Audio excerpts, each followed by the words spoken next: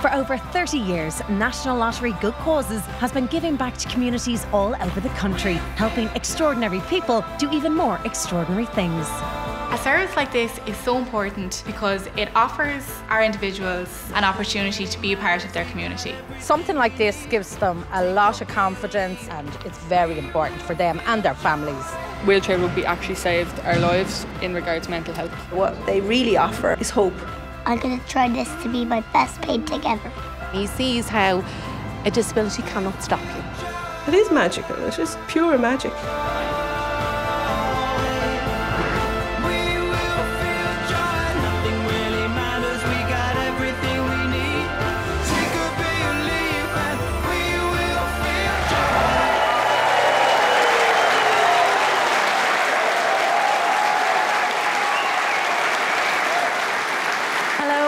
Welcome to the National Lottery Good Causes Awards 2018 on Virgin Media Television. Tonight we are celebrating inspiring people who do extraordinary work in their communities and improve the lives of others. These are volunteers and unsung heroes from charities, clubs and projects right across the country who are making a positive impact in their field thanks to National Lottery Good Causes funding. This really is a very special night for all of our nominees. 37 unique organisations join us tonight from the areas of youth, sport, health, arts and culture, community, heritage and the Irish language. We'll be hearing their stories and awarding one organisation within each category a prize of €10,000. And that's not all, because at the end of the night, one organisation will be named National Lottery Good Cause of the Year and receive an additional prize of €25,000. So what makes a Lottery Good Causes Award winner? Well, this isn't about the biggest organisations out there. Our panel of judges, led by entrepreneur and broadcaster Bobby Kerr, were looking for innovation, creativity, and the organisations that had the most meaningful and life-changing impacts for those that they support. And they were blown away by all involved. So trust me, selecting tonight's winners was not an easy task for them. And while this is the first time we're celebrating the good causes in such a big way, it's a movement that has been in place for over 30 years. So let's take a look at how far they've come.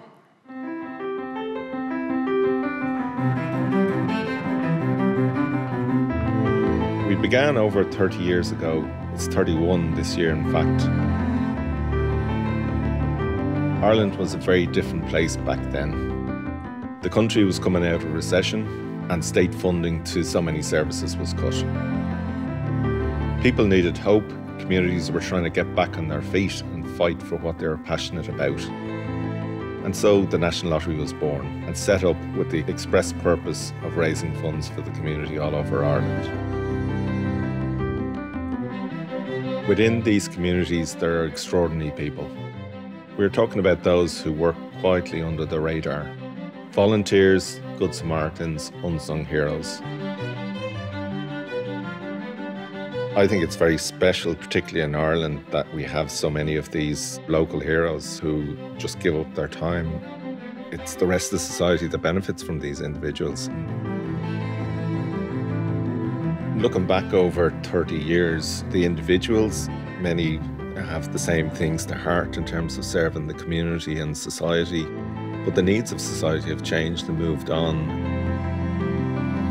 With over 30 years of hard work, we now get to celebrate them and the impact they've had on those around them.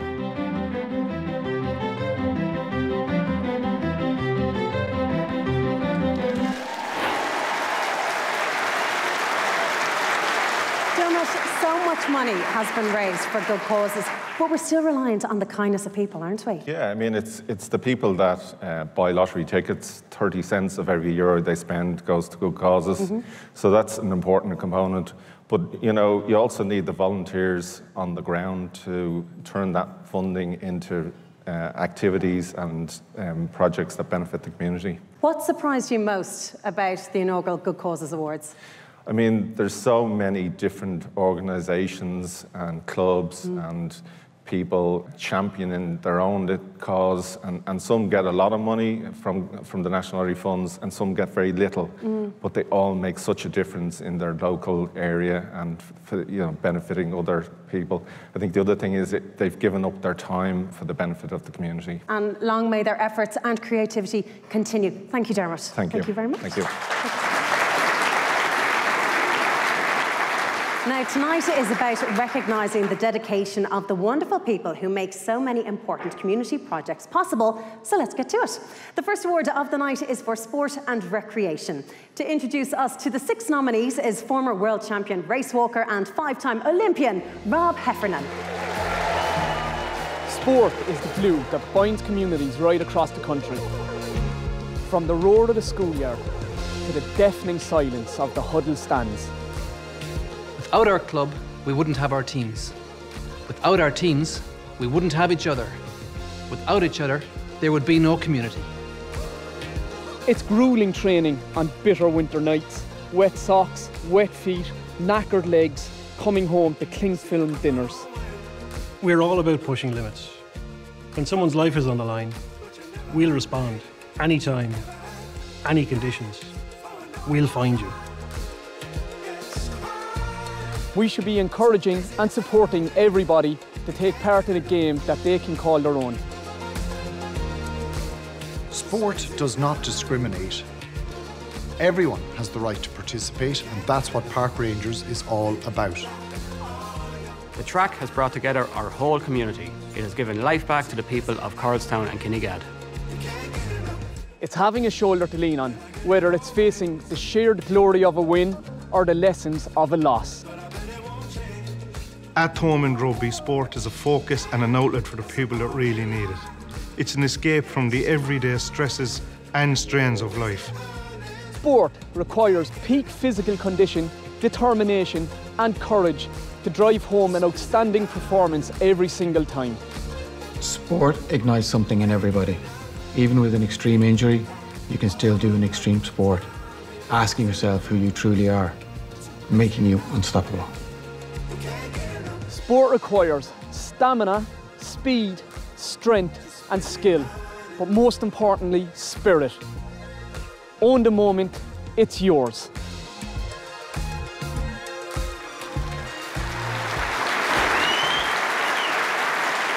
Six incredible nominees for Sport and Recreation there, and to present the award, please welcome Rob Heffernan.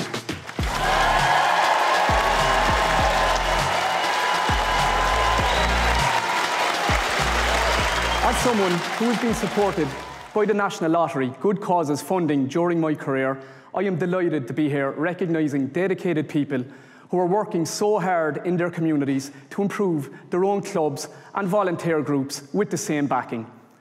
The 6 nominees in this category are all inspiring finalists, but one stood out due to their extraordinary work. The winner is the Dublin Wicklow Mountain Rescue Team. Let's take a look and see what they do best. We received a call for a female reporter with a lower leg injury. The first notification that we would receive in relation to a call-out is via text message. We usually have to respond immediately. The reason being is the injury itself may not be life-threatening, but the casualty could be left outside. Time is of the essence. This is my fight song. Take back my life song. You never really know what sort of rescue you're turning up to. Once you arrive on scene, you're briefed by the incident commander. We get some sense of it, but things can evolve as weather changes. You can go hill walking with a lot of very standard kit. We have to get kit that's more robust because we're put into challenging environments that not every bit of kit is made for. Good Causes funding has meant an awful lot to us on the team over the years. We got funding for medical equipment. Good Causes funding allowed us to purchase the vehicle behind us, and that's enabled us to up our game. We train hard and we rescue easy. So we do all the hard work during our training exercises. So when we do get a live call out, everything else just fits into place. How's that now? Yeah, I'm complete, thank you. Okay, that's good. The stretcher is one of the pieces of equipment that we were fortunate enough to be able to purchase using the Good Causes funding, and we were able to transport the casualty in a really comfortable and safe manner, and also help our volunteers transport that casualty very easily as well.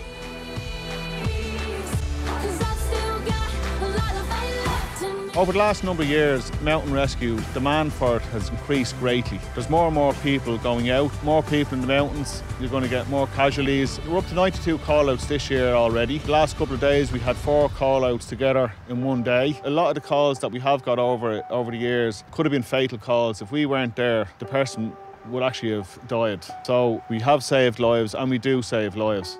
We are mountaineers that help other mountaineers that get in trouble. Then we all go back to our normal lives. Because we're all volunteers, we all do have daytime jobs. We're from all walks of life. You know, we have accountants, carpenters, paramedics. I love the comradeships. I love new guys coming in, train them up, bring them from hill walkers, mountaineers, up to the skill sets of rescue. I do what I do because I love the great outdoors. I love hill walking, and I just thought it was time to maybe give something back and become a volunteer.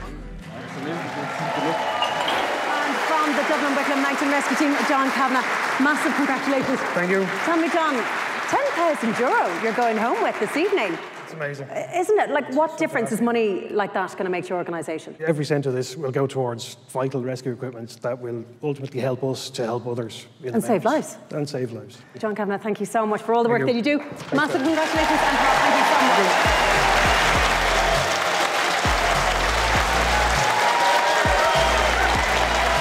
Coming up, Maria Walsh will be announcing the winner of the Community Award, and Roz Purcell will be introducing us to the nominees in the category of health and well-being. Stay with us.